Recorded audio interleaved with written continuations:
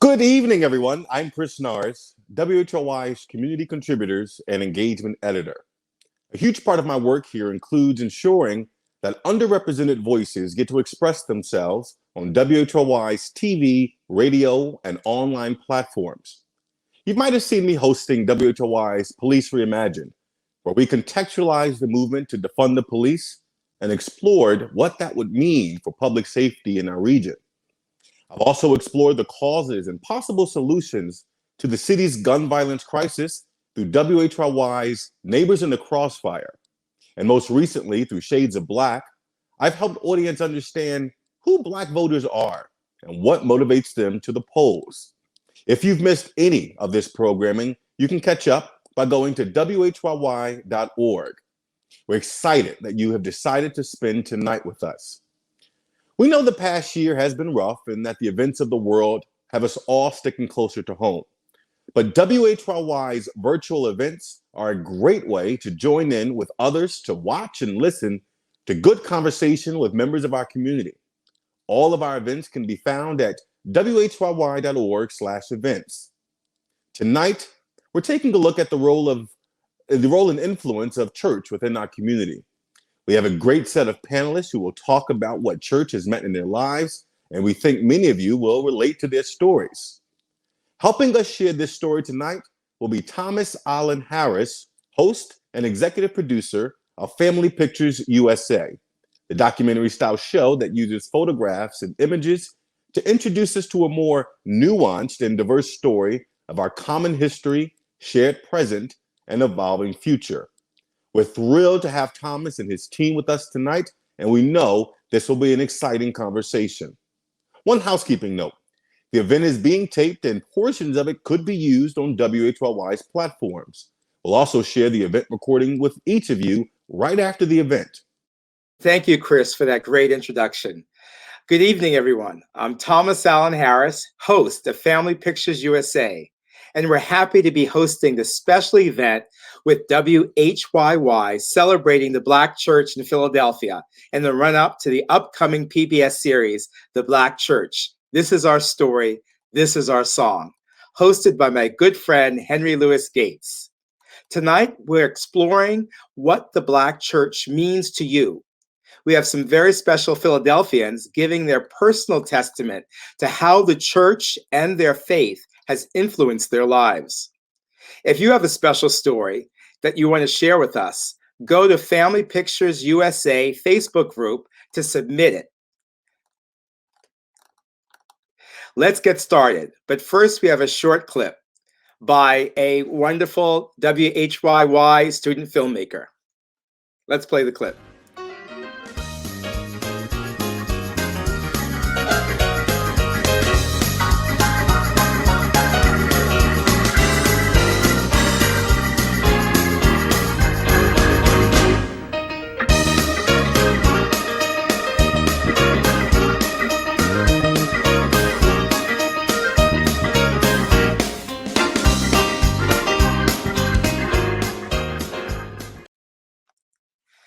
Reverend B. Michelle Horton is a mom, a grandma, a mentor, poet, author, pastor, teacher, and founder of a sacred space ministry located in Philadelphia, Pennsylvania. Reverend Michelle, welcome. How are you? And you're muted, so you have to unmute yourself. All right, there we go. Welcome. How are you? I'm doing well. Thank you for asking. Good. So you came with some wonderful photographs, both of your church family, and your family of origin. So let's start with the first photograph. Okay. So obviously this is an old image. Tell us about it. Yeah, this is my grandmother and grandfather, Fanny and Lawson Donald, born in the 1800s. Both passed away before I was born, but it's a photo that is the only photo I have of them, and one that I look at often. And they are parents of 14 children, Wow. The youngest being my mom, Mary Dawson. And although I never met them personally, I feel their spirit, and they gave my mom a love of God that has been passed down through generations. Beautiful, beautiful. So let's go to the next photograph. This is a pretty recent photograph of my former pastor, Pastor Mike Robinson of Greater Enon Missionary Baptist Church. And he is the pastor that ordained me once I got to his church to serve for a while. And we are close friends. He's my brother beloved, and I'm just happy to have him in my life. Beautiful. Such love in these photographs. Let's go to the next one. Now, you do a lot of different types of work in the church. So tell us a little bit about what's going on here. Yeah, one of the things that I love about the Black church is the celebration of praise. And no matter what kind of gift you have, you can bring it to the altar, you can bring it to the church. And one of the things that I always loved before I accepted Jesus in my life was to dance. I still love to dance, but God gave me another dance, and this is creative dancing that I've been able to share, worshiping God in different contexts in different churches. So that was me there. So beautiful. Let's go to the next photograph. Yes. So this is one of my other favorite photos. I was ordained in 2015, and this is the ordination service. And I'm surrounded by friends and colleagues and family. And this is the time where they lay hands on you and send you off to do the work of the Lord. And that was at a Greater Enon Missionary Baptist Church as well. So I see so much healing, both in the movement and the laying on of the hands, and it feels like for us, the Black church has this dynamic quality that is very tactile as well. Yes, absolutely. We have property. We feel properties in our hands and in our praise and in our worship that is exuberant and vibrant. And we really feel the spirit in all the ways that we worship God, not just verbally, but in our study, in our conversations. And we love that passing on, that going forward, that we send out to the world to do the work that Jesus has called us to do. Amen. Let's go to the next image. Who is this beautiful lady here? This is one of my favorite pictures. So this is my mom, the youngest of the 14 of my grandparents. And my mom passed away in April of last year. She's 94 years old. Lord let her live 94 years. And towards the end of her life, she took me to church, and I started taking her to church with me. And this is one of the last times that we were in church together. And she still wore her white hat, her white suit. She still believed in honoring God all the way to the end. And this is just her listening to the sermon with all that she had. And I love this picture of her. Who took this photograph? Pastor Robinson took the photograph. He is probably taking most of these pictures. As much as he wasn't just preaching and teaching, he would snap pictures of his congregants. So I believe that was him that took that picture. Documenting the history of the church. Absolutely, yes. So we have another photograph, a group photograph. Who's in this image? Okay. So here we are. Here we are again. And again, one of the things that I love about the Black church as far as bringing gifts, I'm a playwright as well. And I did my first play at the church. We were allowed to use the space for rehearsals. And this was the cast of friends and family. And we just had grandchildren, nephews, and we just had a wonderful time. So someone snapped that picture, and it was just great. Wonderful, wonderful. And do we have one last photograph? Okay. This is probably one of my last sermons at the particular church that I was serving at before going off and founding the church that I'm a pastor at now, a Sacred Space Ministry. And one of the things that I've always loved is to tell people about the Lord. And you could definitely do that in and outside of the church building. And so here is a time where I was probably getting ready to say goodbye to them to go off to my new assignment.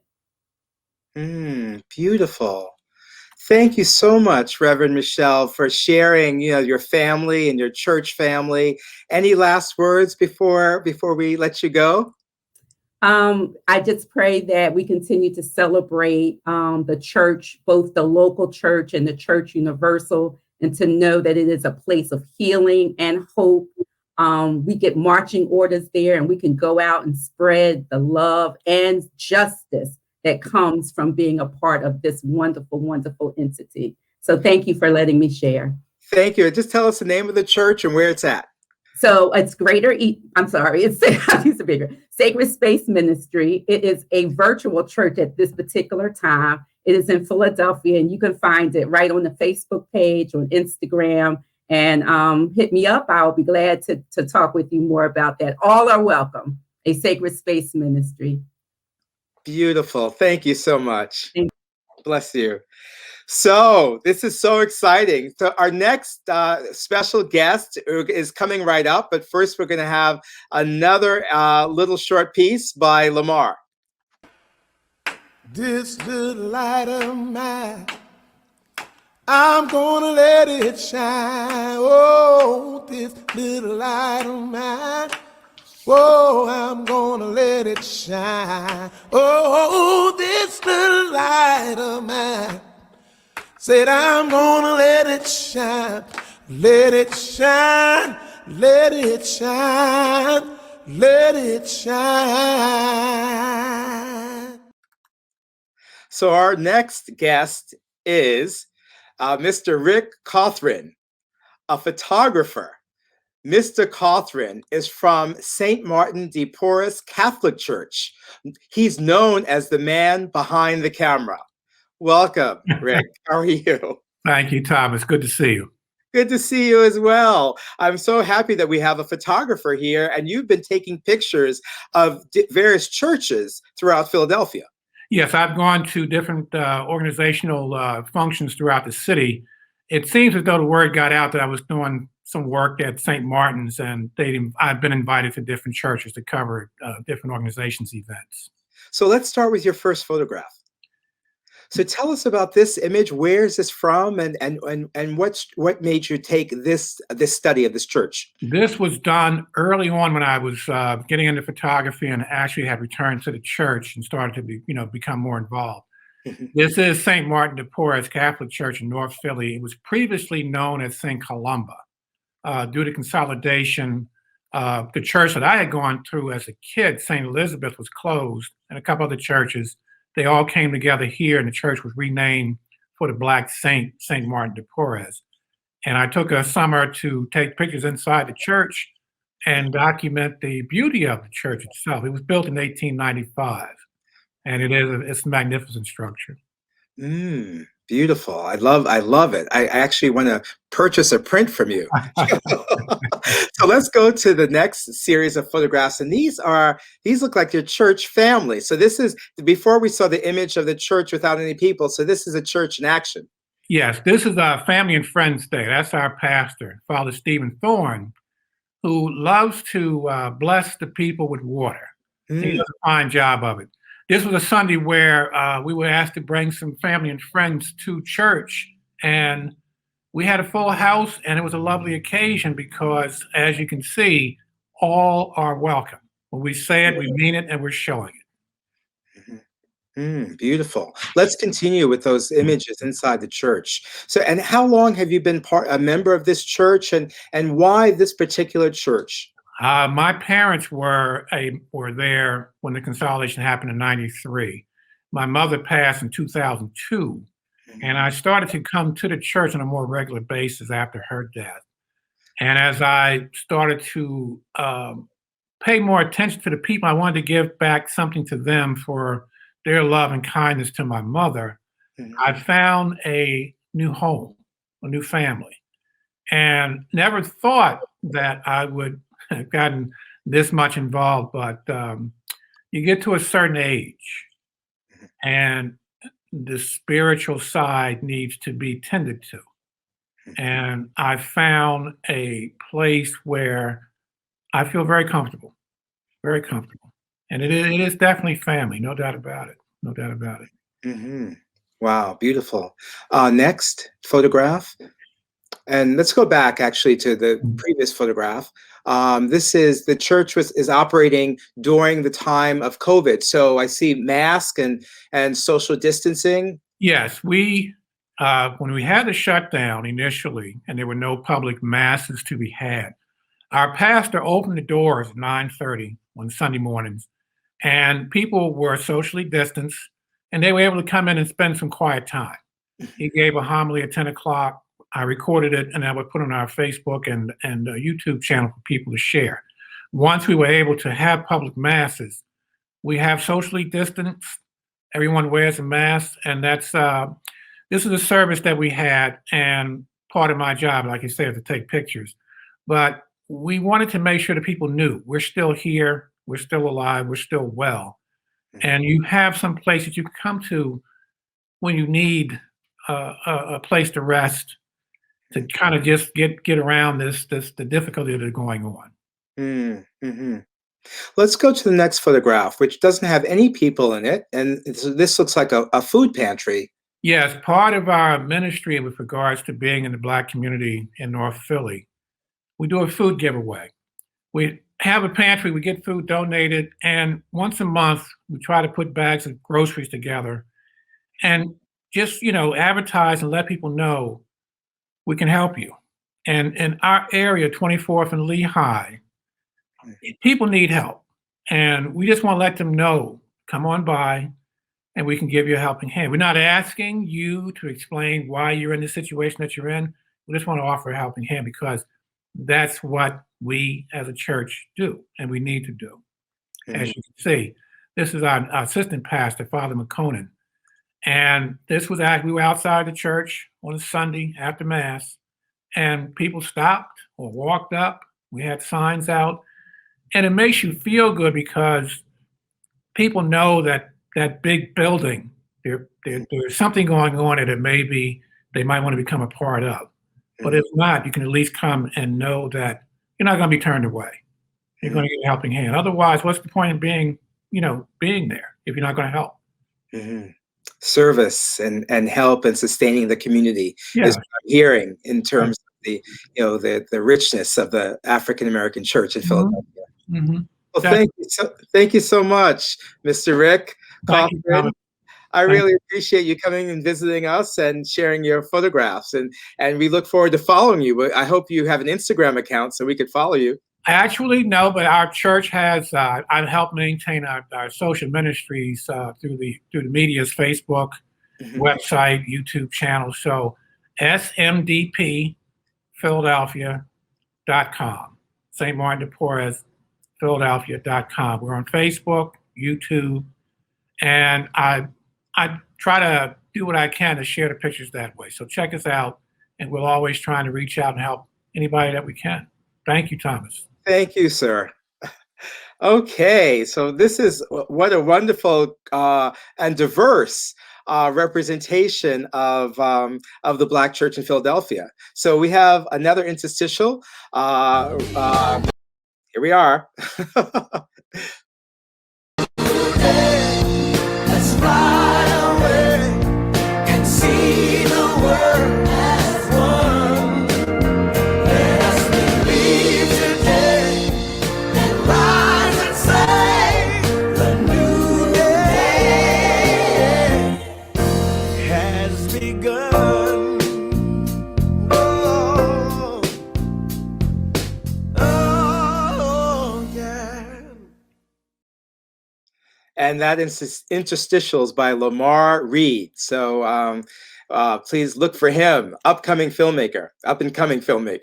So our next guest is Valerie Harrison. Valerie Harrison holds a bachelor's degree in economics and a JD and a master's degree in liberal arts and a PhD in African American studies, the last two from Temple University. She served as the interim president of Lincoln University and legal counsel and trustee and a member of the Black History and Cultural Ministries at 2 Philadelphia area churches. Valerie, welcome. Thank you, Thomas. How are you today? I am well, and you? I'm doing very good. Thank Yeah. you. So the first image you brought, tell us, let's see that and tell us about this image. This is also another old image. And you could, obviously we could tell that through the clothes and particularly the hats and the long skirts. Is this a family image? It is not. You know, as a lifelong Philadelphian, I've had the good fortune of being a part of some wonderful ministries in this area. I'm currently a member of St. Paul's Baptist Church in Westchester. I mean, you know, when I think about the Black church and what it means to me, while it is certainly a place of worship and spiritual development, I also think of the African and African American value of communalism or community. The Black church has been such a wonderful reflection of this ideal. And so this picture is from the late 1800s when a small group of Black Christians organized Enon Tabernacle Baptist Church, where I was a member for many of my adult years. Enon Tabernacle was the first African American Baptist church in the Germantown section of Philadelphia and the 55th African American church in Philadelphia. Wow, amazing. I love that image. Let's go to the next image. And I just want to comment on the previous image. You know, you had a minister, and then you had all the women, you know, who were the foundation of the church as well. So, and now we have, so yeah, if you want to talk about that in context of this next image. So the next image is of the same group. You know, it was the end of the Reconstruction era, Thomas. You know, and it reminds me how for so many Black people, adversity and struggle bonded us together. And so they remained committed to spirituality and also to each other. Mm-hmm. Wow. And so how did you end up with these images in your collection, in your family album? So one thing that was important in preserving the legacy of the Black church at many of the churches that I've attended or been a member of is to make sure that we preserve photos and that we preserve the history in a way that we're passing it on. You know, Black people have inherited a wonderful legacy of resilience, of resistance, and many question the ongoing relevance of the Black church. But we have been intentional about preserving photos, preserving the oral history, and programming like this and what we're going to witness next week, I think, confirms its importance in the lives of Black people. Yeah, it's so important. You know, we saw the image of free food, but freedom is so important to be able to tell one's narrative and pass the history back or forward to the next generation. Yes. Let's go to the next photograph. Okay. So this says September 1956. Who's in this image? So let me tell you, so my mother was born and raised in North Philadelphia, and my father was part of the Great Migration, the second wave of the Great Migration. He and his mother and sisters and brothers migrated from Virginia to Philadelphia. And like many Black families, they settled in North Philadelphia. My parents joined Wayland Temple Baptist Church at 25th and Columbia, now Cecil B. Moore Avenue.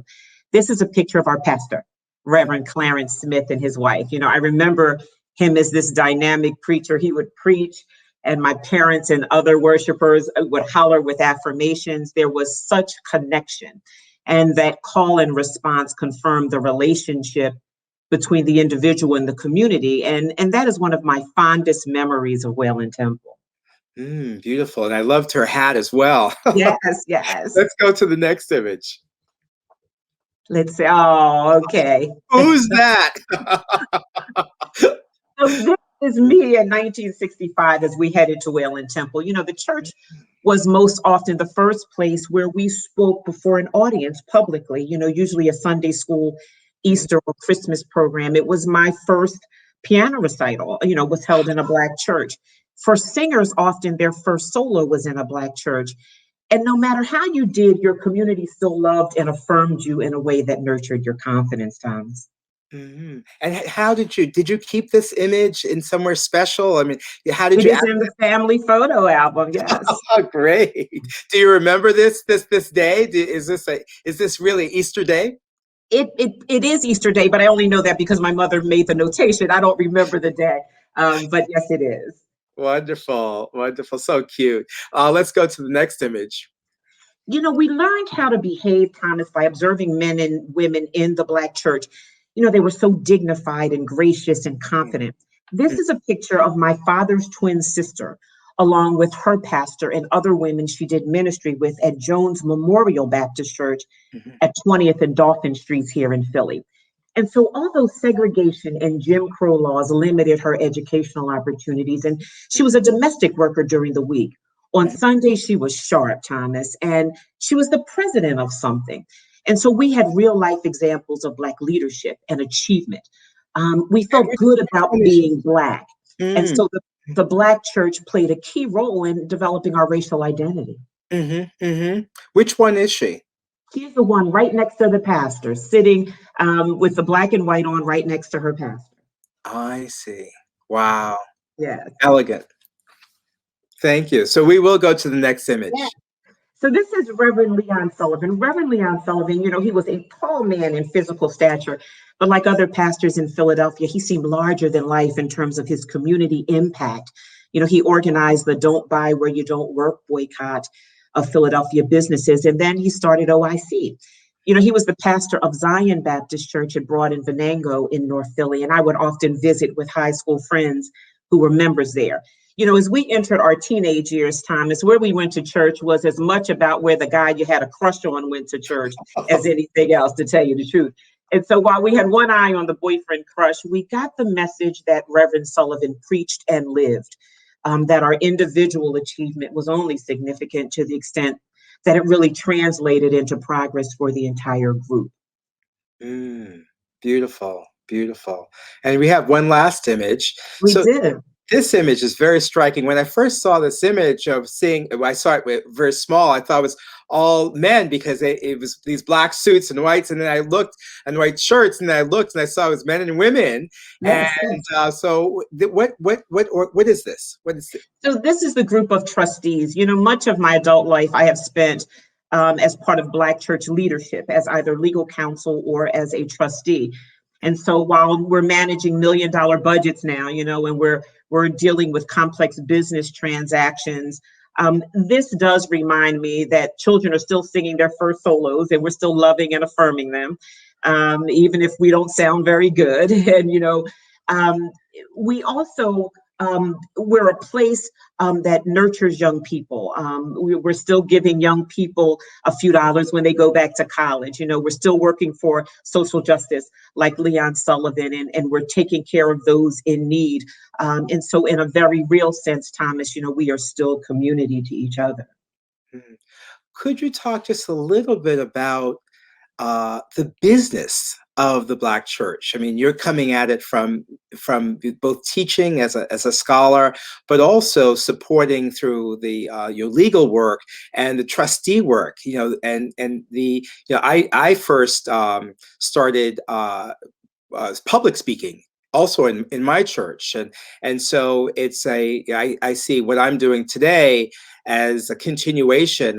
In some ways I got my my wings in the church. Right. And so I'm able to create institutions out of that institution. Could you talk a little bit about the business aspect of the African American church, because that's something we don't often hear about? My grandfather was the treasurer of the church, and I never talked to him about that. And it's interesting now. I mean, the church is in many ways a business. We often own multiple properties, again, manage multi-million-dollar budgets. And Black people are the owners of these institutions. These are our institutions, which we most often are running. And so it is another way that we build community. And, we tend to be committed to using Black businesses and Black vendors in doing work. And so we believe that we're strengthening the Black community overall. But, at the core of communalism, even though it is a business, at the core really still is family. And our concept of family goes really beyond biology. It's more about relationship. And so in many ways, we build these structures in order to carry that out, not for business sake, but for the sake of being family to each other. And, I remember times, again, I've mentioned this earlier, where someone would slip you money because they knew you were going back to college. Deacons would teach boys how to tie a tie, and older women would pull our coattails if we were popping gum or talking too loud.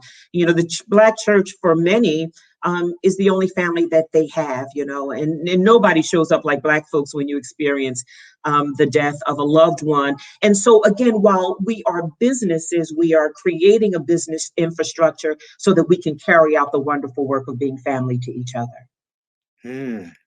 A great model for the country as we start moving forward in new and uncharted directions. Yes. In terms of our diversity and bringing forth, new models of thinking about how we can move together, with such amazing diversity that America is. Thank you so much. Thank you, Thomas, for this opportunity. Okay, so we're going to go to one more beautiful song, interstitial. Please roll tape.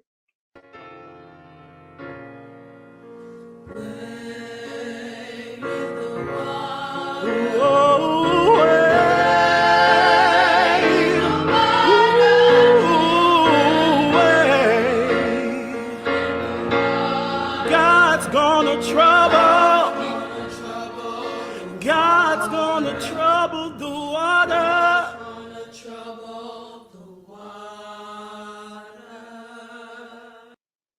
Lovely. So our next guest is Jeremy Moore. He's the worship and creative pastor of Freedom Church in Philadelphia and leads the Cherry Hill location. He is also the best dressed member of the staff, according to the church website. Jeremy, welcome. I love that. How are you? Hi, Thomas. How are you? I'm doing great, thank you. I like your background and all the guitar. Is that a guitar? Thanks, yes, because this is all my office at home, so I have all my instruments and things. Yeah. Beautiful, beautiful. So you brought some wonderful images of your church family, which is entwined with your family of origin and the family you're creating. Let's start with your first image. Oh, I love this photo. It represents so much of my journey and just being here in Philadelphia. I grew up in North Carolina in a typical Black church experience, and a lot of my friends here, though I go to a church that is multicultural in expression, it's probably 40% Black, 40% white, 20% other, and my friends here, they're like two of my best friends in the city, and we all grew up in different parts of the country in Black church experience, yet we feel called to this, to be bridge builders and build this multi-ethnic expression within church. But we still need that connection, and it's just so beautiful that I still have this family. And, some people would think if you're in a church that is, aiming to be multicultural, that you shouldn't be seeking out this sort of nuclear Black connection. But I actually, we need it. We need it more, just because of just how much work is involved and there's tensions and so we lean into this space. And I got to say, they are just two of my best friends. I love them to death. And these are my daughters. This is a while back, so this is they're 7 and 4 now, but this is one of their aunties from church. My church family is my family here, and I've always wanted my daughters to experience what I experienced growing up. In Black church, you have your aunties that take care of you from the church, and it's just an experience that I wanted them to have, and they still get that even in this context, and so I love that for them. Wonderful. This is the day that I proposed to my now wife of 8 years. This is in the church building. What I love about this picture is, you obviously, it's, there's a Black subculture in our church, but we also get to build with so many different people.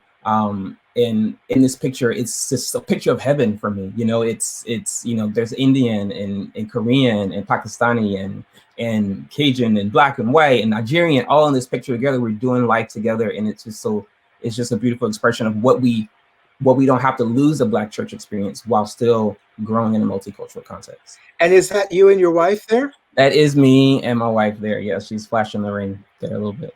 Oh, that's it. I see. And did you meet her there at the church? So yeah, I did. I met her at church. Yep, I met her. I mean, we've been serving in ministry together for almost 2 decades now. Oh, wow. That's amazing. That's wonderful. Let's go to the next image. This picture has so much in it. I mean, number one, this is our stage. This is Freedom Church on a typical Sunday. I miss it. We're still virtual right now. But it kind of speaks to the worship. I'm the pastor over worship at our church, and I love that I get to really be kind of the steward of the sound of Freedom Church in this multicultural context. And I still say hands down, Freedom Church has the best worship, praise and worship in the Philadelphia area. But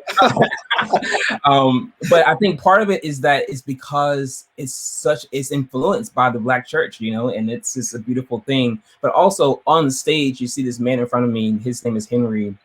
He's my mentor, and he's just incredible. And I just love that even in this space, you have Black leadership on the platform, speaking to a church that's predominantly not Black, but it's still a part of, it's integrated within the church. And I love that, because sometimes people think of a non-denominational multicultural church as a space where, we're so used as Black people in being minorities as assimilating to a culture. But what I love about, at least at Freedom Church, just establishing a space where that's not the case, where we're actually defining the terms of how we connect with God and people. And so everybody's kind of having to die a little bit to their preferences, but everyone gets to speak into what the church's expression is. And you get to see that from all parts of how we worship. And I think it's just a beautiful, beautiful thing about Freedom Church.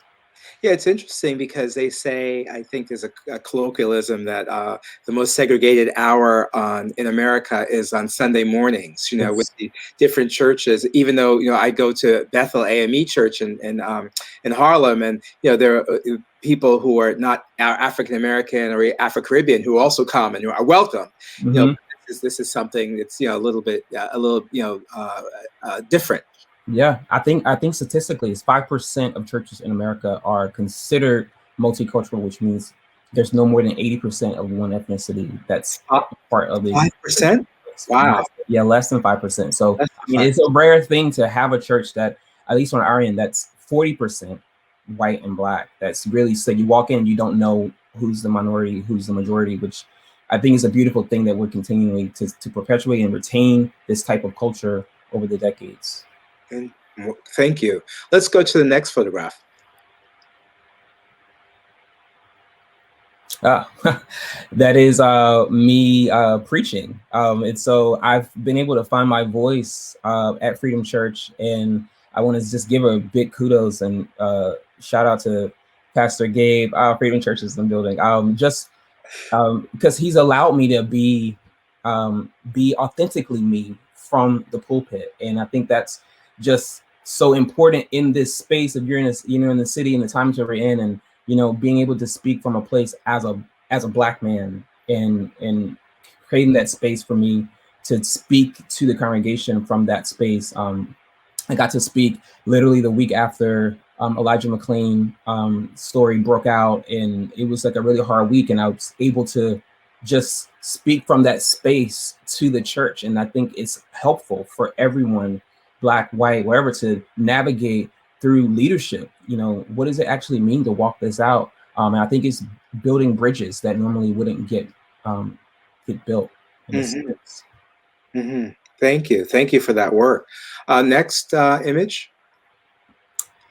Oh, this is another laying on of hands. We saw this similar image and with Reverend Michelle earlier, although it was her ordination image. But this is something different, but similar. Something different. So this is my little sister Brittany. We're praying over her. This is at one of our rehearsals for worship, and she's actually going away to go to be a missionary full time on the campuses, and she was leaving for training. So we were praying over her, releasing her And it was a really great moment just because she's not only a singer and she's not only, I mean, she was a student at the time, but she is just a powerful, powerful minister.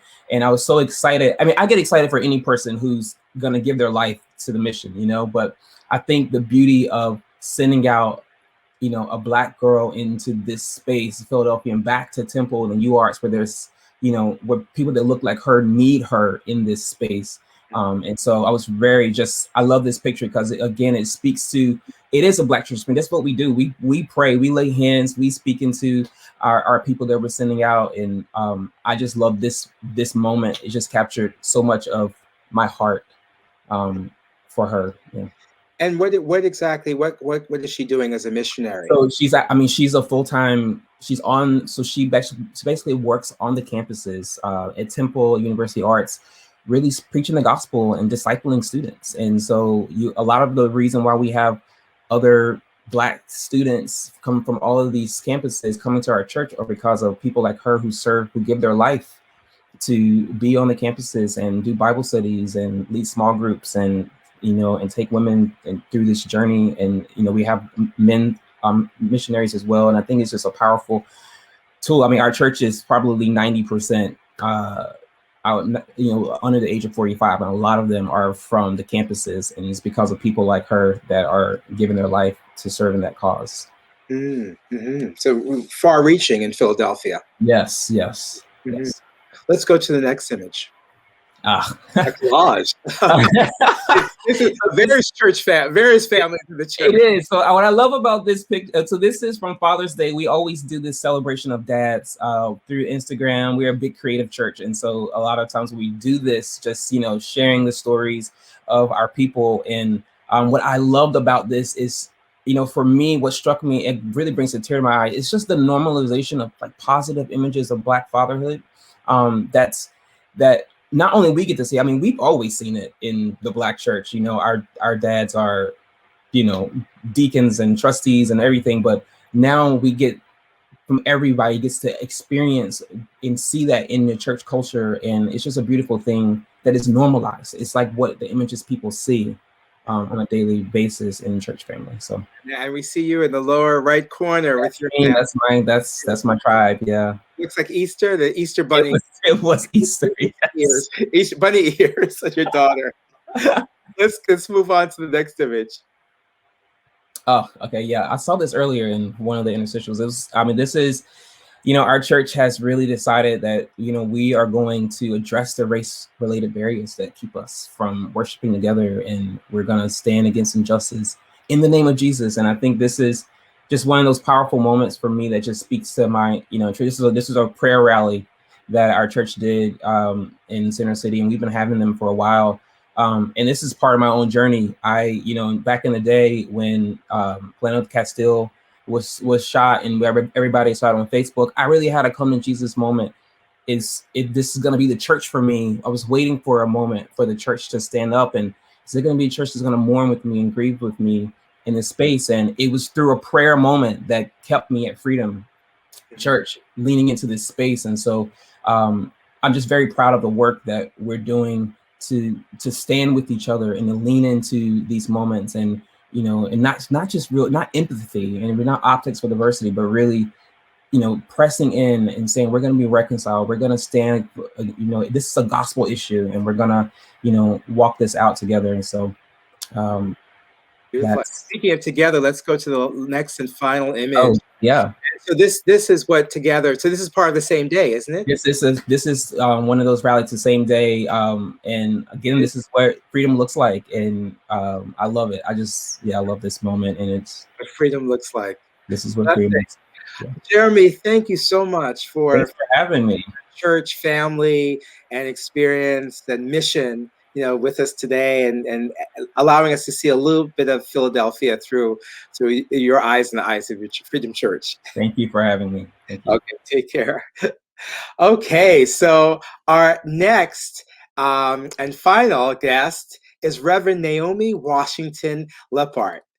Reverend Naomi Washington-Leapheart is a Black, queer, Jesus follower who grew up loving to play living room church with stuffed animals who sat on pews made out of couch pillows.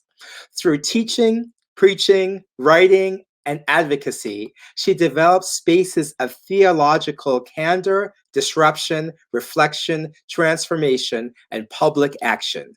Reverend Naomi, welcome. Thank you so much, Thomas. It's good to be here. Oh, great. How are you today? I'm good. It's Friday. I'm great. And you know, we've been doing family pictures for almost a decade and a half now, and I just want to say I love the collage you put together, the family album, these images. Were they like this, or did you put them together in the order for us today? I put them together in an order, yeah. So tell us about this page in general. Why this order, and how does this speak to the Black church in Philadelphia? Mm-hmm. So the upper left picture is a picture of the nursery department in my childhood church when my father was a little boy. So I put this picture in there to demonstrate, as others have already so beautifully said, the intergenerational and multi-generational heritage of the Black church. That my father sat in that same nursery department that I sat in and my brother sat in. And my grandmother, who's in the picture to the right up top in the white hat, was the superintendent of the nursery department. And so Christian education, religious education in general, was her forte. She was a classroom teacher, second grade teacher, in real life from 9 to 5, and she was a Sunday school teacher on Sunday mornings. Is that her in the bottom too? Well, that's me in the bottom. The bottom right, the bottom left. Is that your grandmother in the white hat? That's my grandmother in that white hat. And you know, as was said before, my grandmother was the first person who put a microphone in my hand and told me I had something worth saying, worth amplifying. And so that's a picture of Sunday school in 1986. And I had, you know, they always gave me the longest parts, you know, the little Easter parts. You know, some people had 2 lines. I had a paragraph to memorize because my that's you. So she has a microphone in front of your mouth. Beautiful. Yeah. So, I mean, so this picture just shows that I feel like I'm a quintessential church girl. I don't ever remember a time when I wasn't closely involved in a congregation, all from my baby dedication to now. And so it's really dear to me. I am a daughter of the Black church. Oh, let's move on to the next sheet of photographs. Mm-hmm.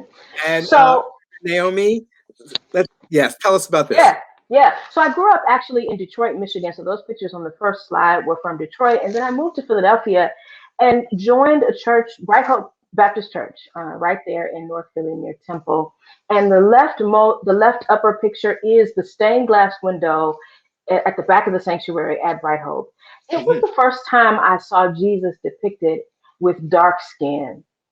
And so all of the photos on this slide really illustrate the way I became sort of Black and Christian. I took on a kind of more radical theological perspective that I had to reconcile my racial identity with my Christian identity. So that involved going to seminary, and you see there my graduation hat from seminary. Black MDivs matter. It matters when we are trained, when we are in community with others who are saying yes to this call to deeper engagement with ministry. And then at the bottom right, you see a picture of me with my first class of students at Villanova University. I teach theology and religious studies there. So it's kind of this full circle. Somebody taught me, and then I think it's my obligation to go on and teach others. So. Let's go to the next. Flip the page of the album. And who are these?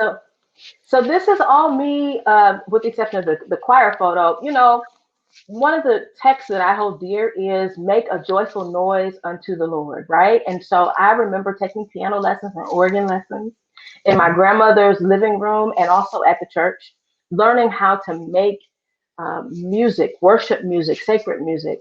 Eventually became choir director at the church where I went to a little later on in my Philadelphia tenure, St. Paul's Baptist Church there at 10th and Wallace. So you see me directing the choir there. That's the choir. And then now as a preacher, I also bring music into the pulpit. So that's a picture of me singing from the pulpit.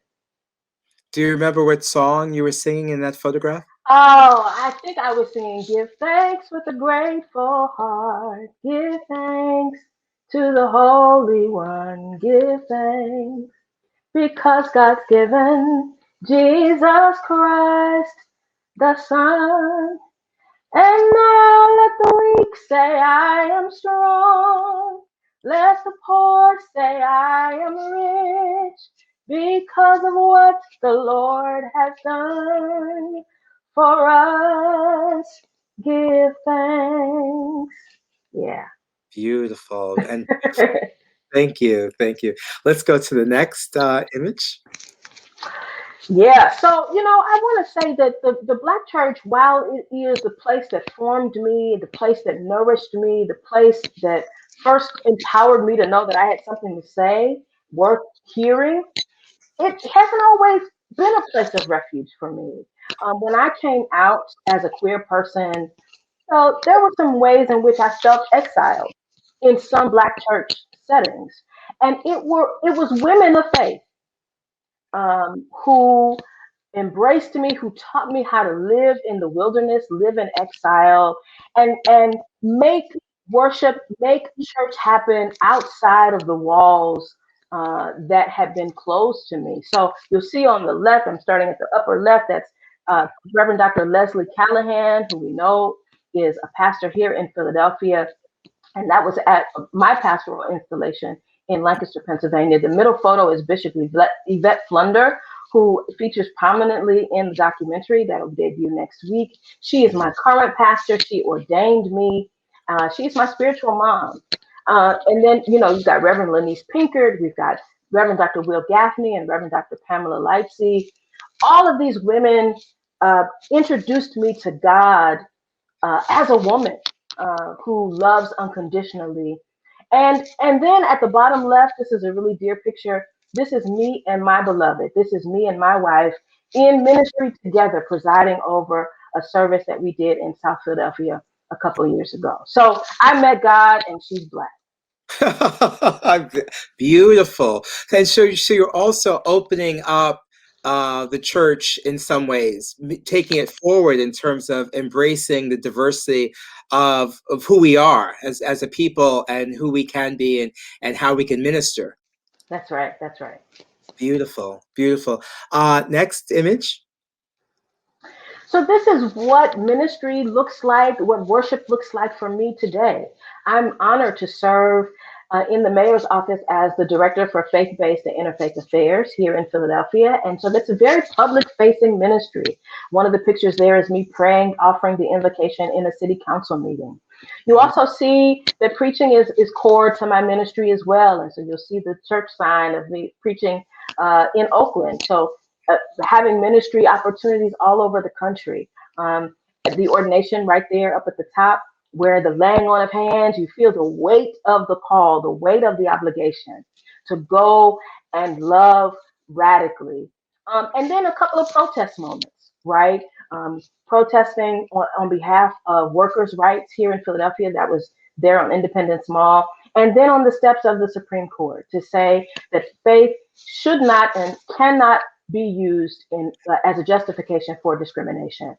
What's dear to me is I get to do all of that.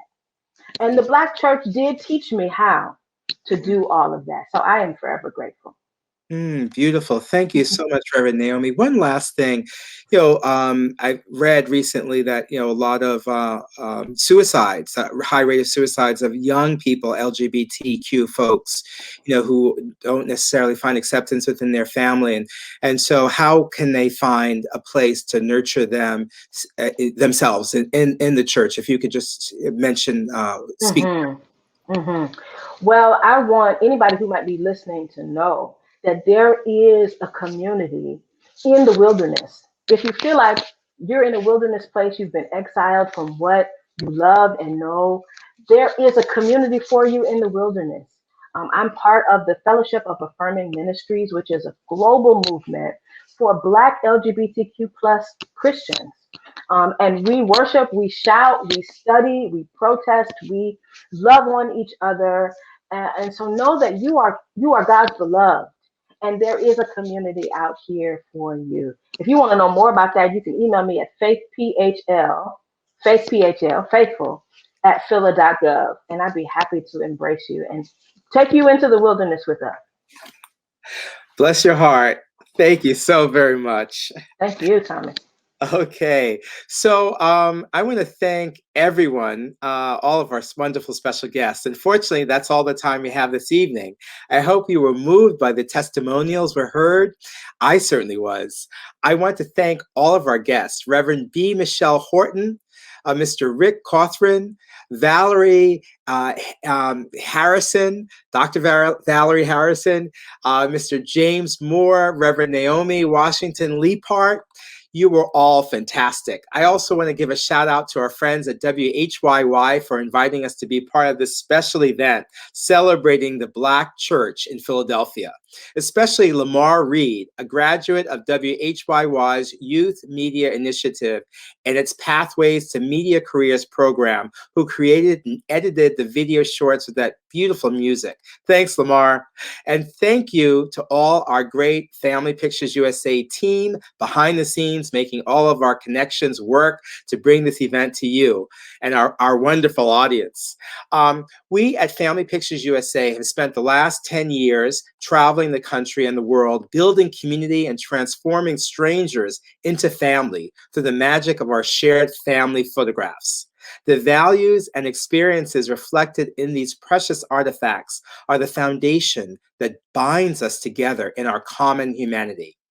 Please follow Family Pictures USA on Instagram, our Facebook group, YouTube, and if you have a Black church story, please feel free to share it with us on our blog. You can check out our blog at www.familypicturesusa.com.